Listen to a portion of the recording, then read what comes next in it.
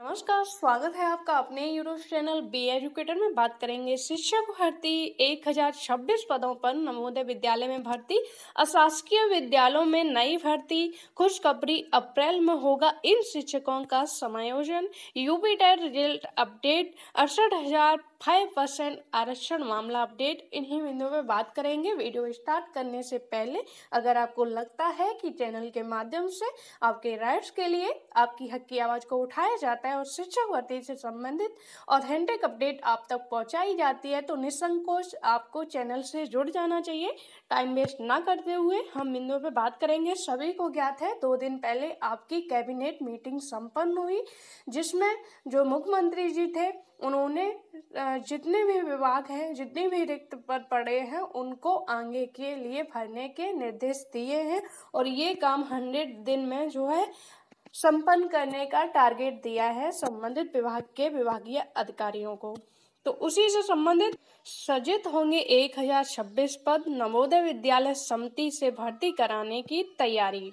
प्रदेश में मंडल स्तर पर संचालित होने वाले अटल आवासीय विद्यालय में मानक संचालन प्रक्रिया पर सहमति बन गई है। इन विद्यालयों में शिक्षक व शिक्षणेतर कर्मियों के 1026 पद सृजित होंगे। इनमें 288 पद प्रवक्ता यानी पीजीटी और 486 पद सहायक अध्यापक यानी कि टीजीटी के शामिल हैं। ये विद्यालय केंद्र सरकार के नवोदय विद्यालय की तर्ज पर संचालित करने की योजना है। ऐसे में इन विद्यालयों की शिक्षा की गुणवत्ता के लिए सभी भर्तियां नवोदय विद्यालय समिति से कराने पर सहमति बनी है। प्रदेश सरकार ने प्रत्येक मंडल में एक अटल आवासीय विद्यालय स्थापित करने का ऐलान किया है। इनमें पंजीकृत निर्माण श्रमिकों की बच्चे व अनाथ बच्चे पढ़ेंगे। प्रत्येक विद्यालय की क्षमता 1000 विद्यार्थियों की होगी। इन विद्यालयों का निर्माण तेजी से चल रहा है, जिनके अगस्त सितंबर तक बनकर तैयार होने की संभावना है। इन विद्यालयों को तैयार होते ही संचालन के लिए मुख्य सचिव दुर्गा शंकर मिश्र की अध्यक्षता में मानक संचालन प्रक्रिया पर विस्तृत चर्चा हुई। शासन के एक वरिष्ठ अधिकारी ने बताया कि मुख्य सचिव ने प्रत्येक विद्यालय में कार्मिकों की आवश्यकता संख्या, प्रधानाचार्य, शिक्षक व शिक्षणेतर कर्मियों की चयन तथा शिक्षकों व स्टाफ के प्रशिक्षण आदि के संबंधित प्रस्तावों पर आवश्यक निर्देश के साथ सहमति दे दी है। बात करेंगे अशासकीय विद्यालयों में नई भर्ती, तो इसको लेके भी आज अपडेट आई। असिस्टेंट प्रोफेसर के पदों पर नई भर्ती की प्रक्रिया शुरू। प्रदेश के अशासकीय सहायता प्राप्त महाविद्यालयों की असिस्टेंट प्रोफेसर और प्राचार्य के रिक्त पदों पर नई भर्ती के लिए प्रक्रिया शुरू कर दी गई है। इसके लिए उच्च शिक्षा निदेशालय ने सभी क्षेत्रीय उच्च शिक्षा अधिकारियों को पत्र जारी कर अशासकीय महाविद्यालयों में रिक्त पदों का ब्यौरा मांगा है। पदों पर ब्यौरा मिलने के बाद निदेशालय की ओर से उत्तर प्रदेश उच्चतर शिक्षा सेवा आयोग को अधियाचन भेजा जाएगा और आयोग विज्ञापन जारी कर भर्ती के लिए आवेदन की प्रक्रिया शुरू करेगा।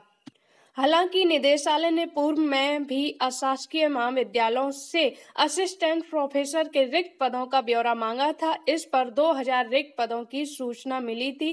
शासन ने निर्देश दिया है कि महाविद्यालयों में शिक्षक छात्र अनुपात में भर्ती की जाए। कुछ महाविद्यालयों में छात्रों की संख्या काफी कम है, इसके बावजूद वहां जरूरत से अधिक पदों पर रिक्त दर्शाते हुए सूचना निदेशालय को भेज दी गई थी। ऐसे में निदेशालय को नए सिरे से रिक्त पदों का ब्यौरा मांगना पड़ा।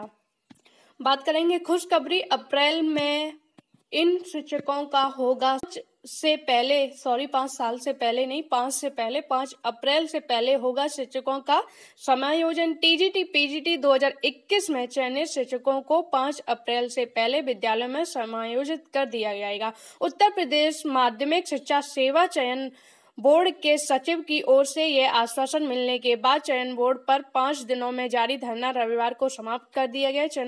चयनित अभ्यर्थी समायोजन के लिए कई दिनों से चयन बोर्ड दफ्तर के चक्कर लगा रहे थे। मैटर ये है कि इन अभ्यर्थियों का जो ये टीजीटी पीजीटी 2021 के सब कुछ हो गया, लेकिन अभी तक इन्हें इनके स्कूल नहीं मिले हैं। इसका कारण ये है कि कहीं पर जो है सही डेटा ना भेजने के कारण जहाँ पर कुछ रिक्त पद कम हैं वहाँ पर टीचर्स की संख्या जो है ज़्यादा दे दी गई है, और जहाँ पर कम है वहाँ पर ज़्यादा दी गई है, जहाँ पर ज़्यादा रिक्त पद हैं वहाँ पर कम संख्या दी गई है। तो स्कूल का जो है इन अभ्यर्थियों का अलाउंसमेंट नहीं हो पा रहा है। इस वजह से इन अभ्यर्थियों के द्वारा धरना दिया गया कि पहुँचने के बावजूद भी उसके बाद इन्हें आश्वासन दिया गया है कि 5 अप्रैल तक, यानी कि अप्रैल के फर्स्ट वीक में इन्हें समायोजित कर दिया जाएगा, इन्हें इनका विद्यालय आवंटन कर दिया जाएगा।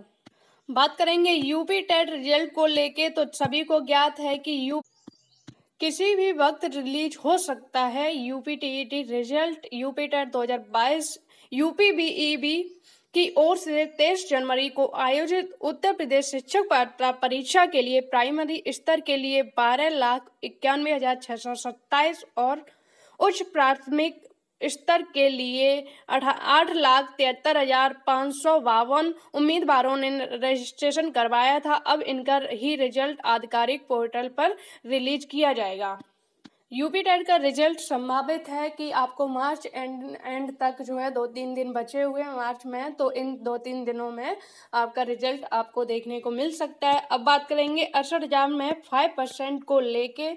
5% मामला वो आरक्षण से संबंधित है, जिसकी दोनों रिपोर्ट जो है आ चुकी हैं, लेकिन अभी तक इन अभ्यर्थियों को नियुक्ति नहीं दी गई है। तो इन अभ्यर्थियों के द्वारा बार बार प्रयास किया जा रहा है, चाहे वो मंत्री स्तर से हो, चाहे वो जो है अधिकारियों के स्तर से हो, हर प्रकार से मिलके वहां पर ज्ञापन दिया जा रहा है कि जो रिपोर्ट लागू की गई है, जो रिपोर्ट जारी की गई है, जिसमें बोला गया है कि इन अभ्यर्थियों को जो रिजर्व कैटेगरी से बिलोंग करते हैं और उन्हें 5% की छूट नहीं दी गई है, तो इन अभ्यर्थियों को नियुक्ति दी जाए। ये अभ्यर्थी जो है नियुक्ति का अधिकार रखते हैं, जिनके 68,500 में 60 से 66 के बीच नंबर हैं, तो वो अभ्यर्थी जो है नियुक्ति का अधिकार रखते हैं। इन अभ्यर्थियों को नियुक्ति दी जाए तो इसके लिए जो 5% से आरक्षण से पीड़ित कैंडिडेट हैं उनके द्वारा संगम लाल गुप्ता जी से मिला गया, जो कि प्रतापगढ़ के सांसद हैं, और इस मैटर को उनके संज्ञान में रखा गया। इस रिपोर्ट को, जो दोनों रिपोर्ट जारी हुई हैं, एक तो राज्य पिछड़ा वर्ग आयोग जो जसवंत सैनी जी के द्वारा जारी की गई थी, अब वो भी मंत्रिमंडल में शामिल हैं। तो कहीं ना कहीं ये मैटर अब इस पर जल्द से जल्द इन अभ्यर्थियों को न्याय मिलने की संभावना है, और अभ्यर्थियों की तरफ से भी पूरा प्रयास किया जा रहा है हर संभव कि जहां जिस स्तर से ये अपने बात को रख सके, पहुंचा सके, अपनी मांग को, अपने न्याय के लिए, उस स्तर से प्रयास किया जा रहा है। और इसके लिए संगम लाल गुप्ता जी जो सांसद हैं प्रतापगढ़ के, उनके द्वारा आश्वासन भी दिया गया है कि हम इन अभ्यर्थियों को जल्द से जल्द न्याय दिलाएंगे।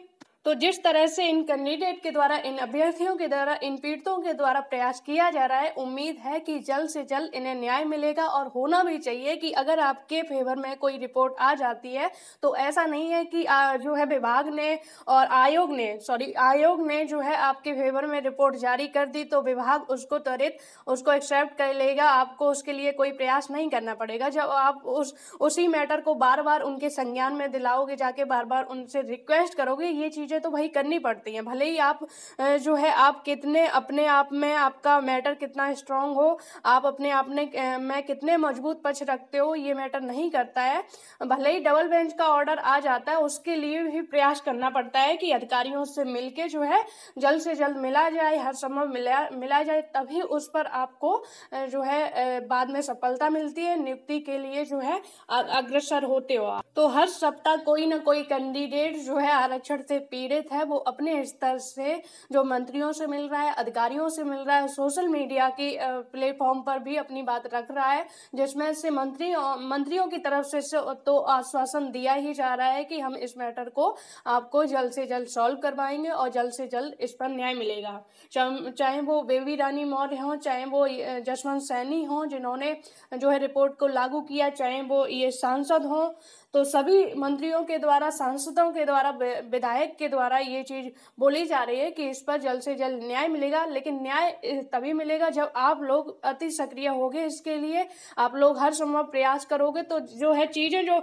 देर में होती हैं प्रयास करने से, उन पर आपको कार्रवाई जल्द से जल्द देखने को मिलती है। आप लोग घर पे बैठ जाओगे, सोचते रहोगे, जो रिपोर्ट जारी हो गई है, हमने जो है उसमें आयोग में सुनवाई करवा के और अपने पक्ष में रिपोर्ट जारी कर ली है, अब आयोग ही ही इनको जो है निर्देश देगा, तो ऐसा नहीं है। आप लोगों को भी उसके लिए प्रयास करना पड़ेगा और आप लोगों के जो टीम मेंबर्स हैं वो प्रयास कर भी रहे हैं।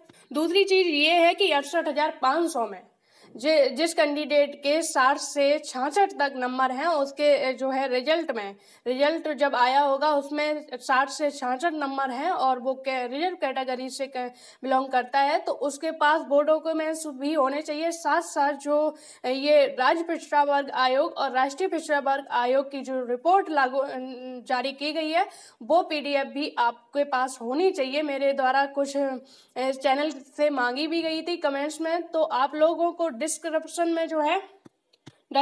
में टेलीग्राम चैनल का लिंक दिया है, आप वहां से ज्वाइन करके जो है टेलीग्राम चैनल ज्वाइन कर सकते हो। वहां पर आपकी जो दोनों रिपोर्ट पड़ी हुई है राष्ट्रीय पिछड़ा वर्ग आयोग की, दोनों की PDF पड़ी हुई है, वहां से आप उस रिपोर्ट को डाउनलोड कर सकते हो। एक महत्वपूर्ण जो है आपके कागजों में ये शामिल है रिपोर्ट, तो वो सभी कैंडिडेट के पास होनी चाहिए, वहां से जाके आप इसे डाउनलोड कर सकते हो।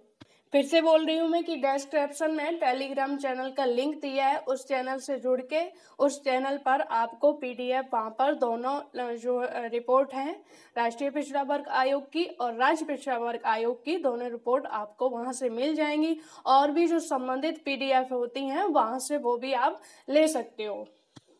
उम्मीद है वीडियो में दी गई जानकारी से आप संतुष्ट होंगे। वीडियो को ज़्यादा से ज़्यादा शेयर करें, लाइक करें, जुड़े रहें चैनल से। धन्यवाद।